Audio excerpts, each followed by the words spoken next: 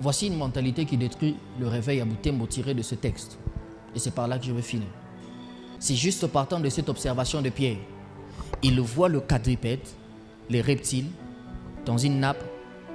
Dieu lui dit, tu es mange. Il dit, ça ne ressemble pas à ce que je sais. Ça ne ressemble pas à ce que j'ai appris. En d'autres termes, une mentalité qui détruit le réveil, c'est lorsque nous avons tendance à dire que tout ce qui ne ressemble pas à ce qu'on a déjà vu ne vient pas de Dieu. Tout ce qui ne ressemble pas au système culturel dans lequel j'appartiens, tout ce qui ne ressemble pas aux habitudes culturelles que nous avons, ça veut dire que la chose ne vient pas de Dieu. Pour que ça soit de Dieu, il faut que ça ressemble toujours à ce qui a été déjà fait. C'est-à-dire, d'habitude, je sais que Dieu commence toujours à gauche et il va finir à droite. Si ce jour-là, Dieu commence à droite et il finit à gauche, c'est pas Dieu. Lorsque Jésus a effectué un certain nombre de miracles, les pharisiens l'ont traité de quelqu'un qui chassait les démons par Belzéboul.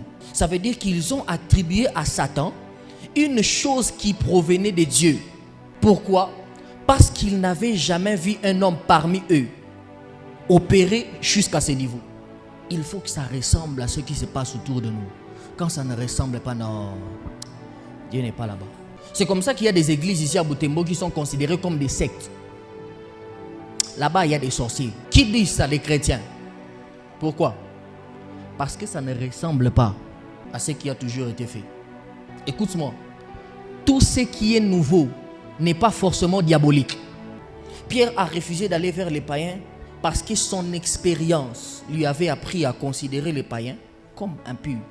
Quand quelqu'un s'appuie sur son expérience pour juger une chose si elle est de Dieu ou elle n'est pas, il combat le réveil sans le savoir.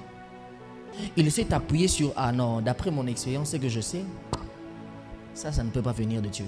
Et il s'appuie sur ça pour juger une chose.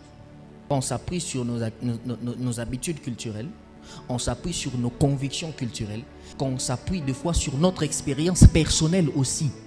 Ça détruit le réveil sans le savoir. Et c'est le même problème qu'avait Paul.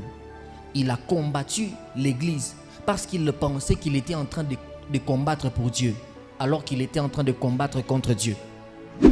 Des fois, on a persécuté Dieu sans le savoir, parce qu'on voulait juger les choses de par nos expériences personnelles. Dieu n'est pas statique. Dieu est un Dieu des mouvements. Il est un Dieu des générations. Il n'agit pas toujours de la même manière.